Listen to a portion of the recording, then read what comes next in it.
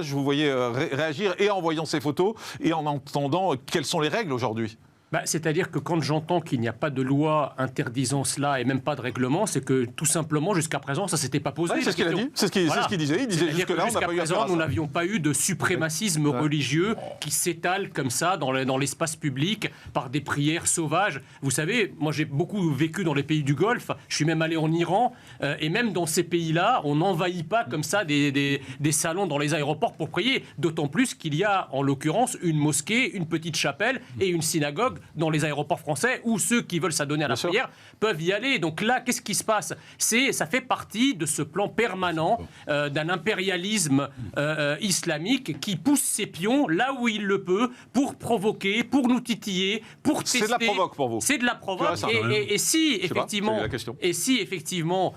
si on réagit, eh bien ils iront tester ailleurs. Donc là, si vous voulez, c'est l'expression de ce qui se passe en France, c'est-à-dire, encore une fois, d'une idéologie totalitaire qui pousse ses pions pour envahir l'espace public, pour s'imposer. Et puis là, s'il n'y a pas... Moi, je suis très étonné par la réaction d'Augustin de Romanet.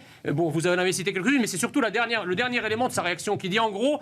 Il dit, j'ai le cité, pas nécessaire de monter cet épisode inédit en épingle en ce moment. En gros, n'en parlez pas, fermez vos gueules. C'est honteux. C'est honteux de dire ça.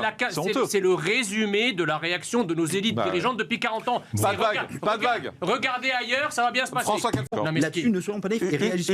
Une phrase. Non, mais ce qui est hallucinant, finalement, de ce que dit M. Calfon, c'est de dire il ne faut pas instrumentaliser, le contexte est inflammable. Mais excusez-moi, qui rend le contexte inflammable ? Quand le contexte est inflammable, on évite de faire ce genre de provocation. Mais c'est ce que j'ai dit. Et on ne va pas tirer sur l'ambulance. Ce qui vous intéresse. Non, vous avez dit qu'il ne faut pas instrumentaliser. Il faut une certaine retenue dans l'espace public.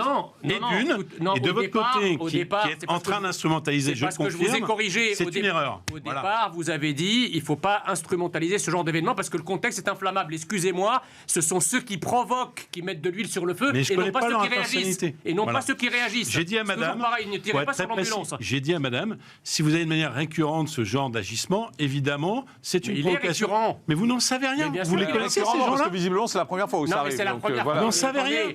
Vous voyez aucun lien. Vous voyez aucun lien entre l'abaya, le voile, le camis, le burkini, les repas halal, les prières de rue, tout ça, ça rentre pas dans un monde idéologique. On reparle de tout ça dans un instant. On fait le CNews Info. Jean Messia. Et ensuite, on donne la parole à... C'est un vrai scandale et il faut évidemment le dénoncer, mais je veux dire, les macronistes sont en train aussi de goûter le laxisme judiciaire qu'ils s'acharnaient à nier quand ils ne considéraient que des petites gens. Vous comprenez ? Là, c'est un responsable politique de la majorité qui expérimente le fait que les juges, mais c'est comme pour le reste. Je veux dire, quand vous avez un imam qui fait de l'apologie de terrorisme et qui, le lendemain, le soir de son jugement, est libre parce qu'il n'est condamné qu'à du sursis. Quand vous avez cette influenceuse marocaine qui fait de l'antisémitisme abject en direct, je ne sais pas si elle est marocaine, franco-marocaine, je crois qu'elle est, et qui fait de l'antisémitisme abject en direct, qui est mise en garde à vue et relâchée ensuite, vous voyez bien qu'il y a un problème. Je ne suis pas sûr que si il s'était agi d'autres publics, en l'occurrence des gens d'extrême gauche ou des gens de la diversité, les juges s'y seraient pris de la même manière en prenant les mêmes décisions, vous voyez ? Maître, qu'est-ce qu'on peut faire ? Je pense que le système idéologique dominant depuis 40 ans est pris à son propre piège, parce que la France gaucho-progressiste se veut la protectrice de la plus grande communauté juive d'Europe, mais en même temps, elle laisse gonfler une communauté très importante, la plus importante, arabo-afro-musulmane sur notre propre territoire. Et évidemment, à la faveur de l'allumette qui vient d'être lancée sur ce baril de poudre, puisque cet antisémitisme, chacun sait, et je le dénonce depuis tellement longtemps en me faisant traiter de tous les noms, eh bien aujourd'hui, il trouve, évidemment, ce volcan explose à la faveur du conflit au Proche-Orient. Et on a effectivement, de manière visible, cet antisémitisme qui était dans un volcan dormant jusqu'à présent. Donc, si vous voulez, à un moment, ce paradoxe, il doit se régler par un arrêt de l'immigration et surtout une fermeté extrêmement forte du système judiciaire, pas comme ces mièvreries là auxquelles on a assisté, c'est-à-dire que quand il y a un acte antisémite, eh bien, il faut taper fort. Il faut taper fort. Et aujourd'hui, je m'étonne d'ailleurs que ce qu'on a appelé pendant très longtemps les fachos, eh bien, aujourd'hui, c'est eux qui défendent les juifs, quand les gens qui sont de l'extrême gauche, eux, défendent les islamo-nazis. Non, Jean-Marie Le Pen, il n'est plus dans la course. C'est que ça ne s'élargit pas. Non, mais je vais pas. Rapidement. Bon, le problème, c'est que si Olivier Faure a rétropédalé, c'est parce que Jean-Luc Mélenchon lui a mis le pistolet sur la tempe, puisque c'est lui qui a dit. J'irai pas s'il y a le RN. Mais excusez-moi, oui. Jean-Luc Mélenchon, qui n'a aucune espèce de pudeur ni aucune espèce de retenue quand il s'agit de manifester, d'aller manifester avec des gens qui crient mort aux Juifs, mort à Israël, Israël assassin, cet extrémisme-là.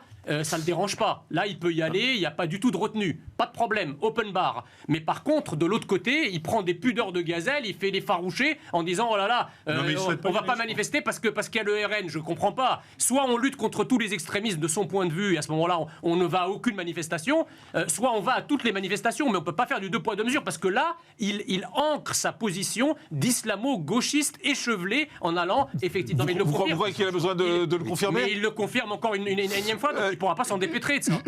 Pour faire respecter l'ordre des Corses qui se lèvent pour protéger les Juifs. Est-ce qu'il faudrait faire ça sur le continent aussi ? Déjà, il faut rappeler que la Corse est le seul département de France qui n'a jamais livré un seul Juif aux Allemands pendant l'occupation. C'est vrai. Donc il n'y a pas de raison qu'ils changent leur fusil d'épaule. Ils sont aujourd'hui ce qu'ils étaient hier, finalement.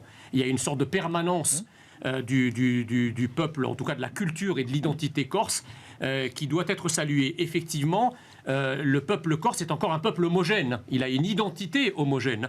Bien que les nationalistes cherchent à imposer l'invasion migratoire également en Corse, il y a une forme de résistance. Et d'ailleurs, ce n'est pas qu'avec les Juifs, puisque vous vous rappelez que quand un certain nombre de dealers avaient essayé de faire leur loi et avaient agressé des employés municipaux, on avait vu toute une partie de la population locale qui s'était rassemblée au pied des tours pour dire aux dealers... Stop, dégagez. Lorsque vous aviez des femmes...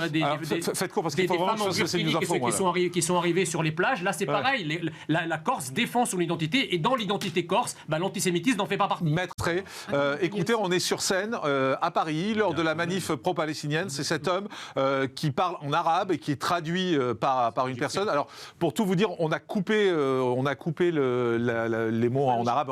Vous avez juste la traduction parce que c'est plus simple pour écouter. Mais en fait, c'est prononcé par la personne qui est à côté. Écoutez. Et le deuxième mensonge, très grave, c'est de dire que la résistance du peuple palestinien, ce serait du terrorisme. Le peuple palestinien, comme tous les peuples sous occupation, a le droit de se défendre et de résister.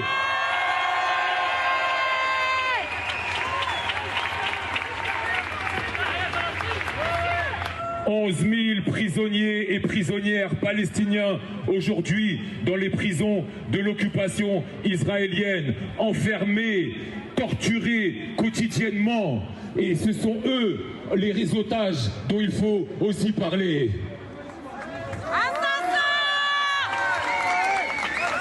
Le vrai terrorisme aujourd'hui, c'est celui qui bombarde les hôpitaux, c'est celui qui bombarde les enfants dont les vies sont volées dans les décombres de leur maison. Le vrai terrorisme aujourd'hui, c'est celui qui, après que les gens ont fui leur maison dans des lieux soi-disant sûrs, ils sont bombardés et massacrés encore.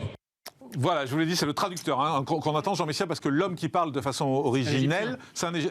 C'est un Égyptien que le général Al-Sisi, le président égyptien, avait embastillé et dont Emmanuel Macron a demandé la libération, qu'il a accueilli en France en tant que réfugié politique. Donc on est chez les fous, ça veut dire que l'Égypte protège davantage les gens contre l'antisémitisme que la France. Muriel Wachlin-Nelki, comment vous réagissez ?